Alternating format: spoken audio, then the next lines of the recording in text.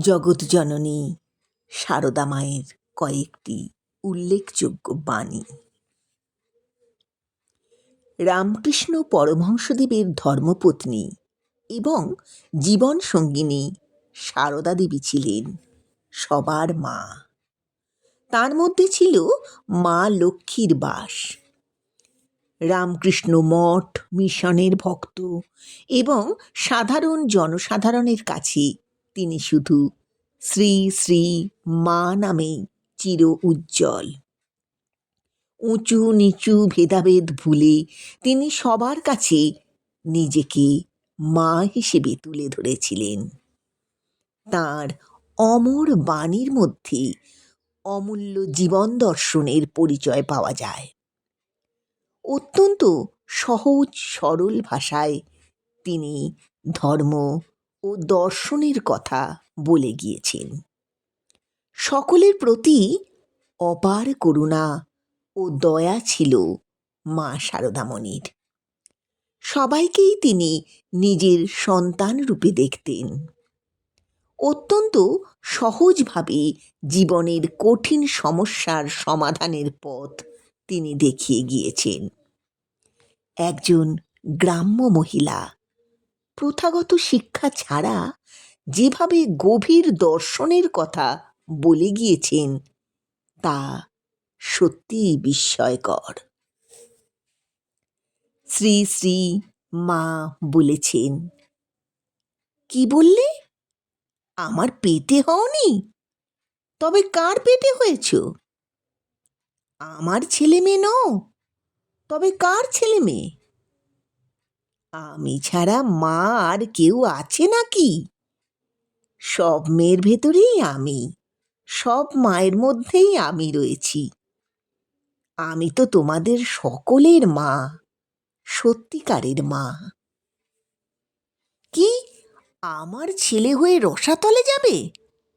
এখানে যে এসেছে যারা আমার ছেলে, তাদের মুক্তি হয়ে আছে। বিধির সাধ্য নেই যে আমার ছেলেদের রসাতলে ফেলে।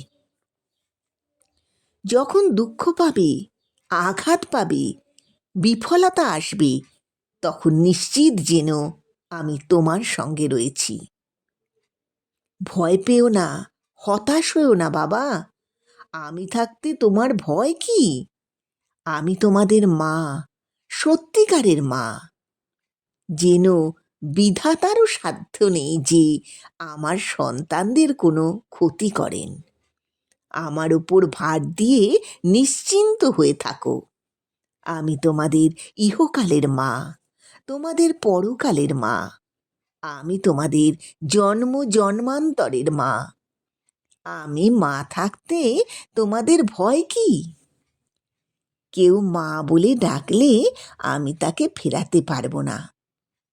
আমার ছেলে যদি ধুলো কাদা মাখে, আমাকেই তো ধুলো ঝেড়ে কোলে নিতে হবে।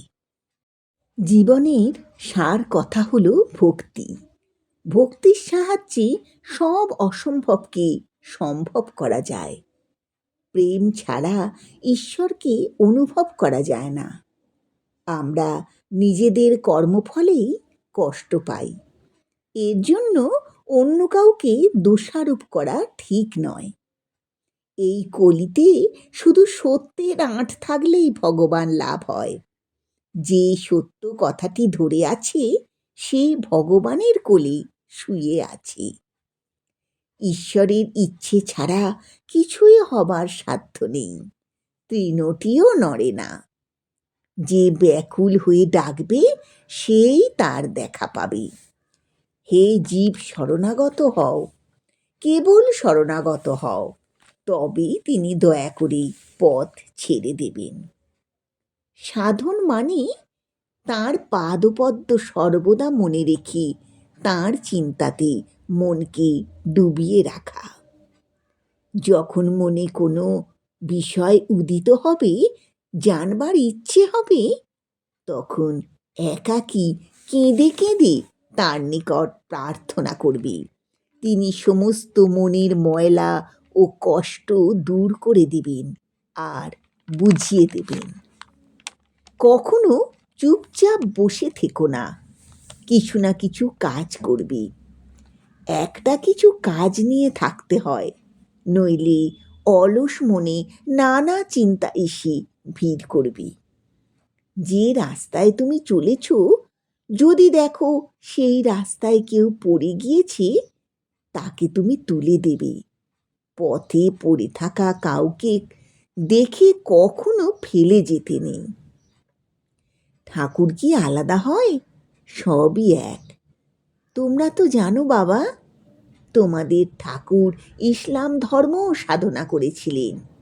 সেই সময় নামাজ পড়তেন মুসলমানের মতোই। সবই এক বাবা, নামেই শুধু ভিন্ন। পৃথিবীর মতো সহ্য গুণ থাকা চাই। পৃথিবীর ওপর দিয়ে কত উৎপাত, কত উপদ্রব হয়ে যাচ্ছে। পৃথিবী কিন্তু সব একভাবেই সহ্য করে যাচ্ছে। এই রকম সহ্য গুণ মানুষেরও হওয়া চাই। যে ঠাকুরের শরণাগত হয়, তার ব্রহ্ম সাপেও কিছু হয় না। ঠাকুর একমাত্র রক্ষাকর্তা। এটি সর্বদা মনে রাখবে। এটি ভুললে সব ভুল। ঠাকুরকে ডাকলেই সব হবে। ঠাকুরের কাছে যা চাইবে তাই পাবে।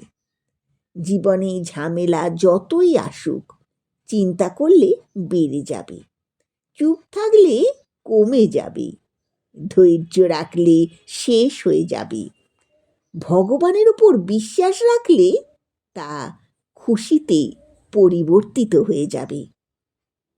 মা শারদামণি ছিলেন বিশ্বজননী, জগৎজননী।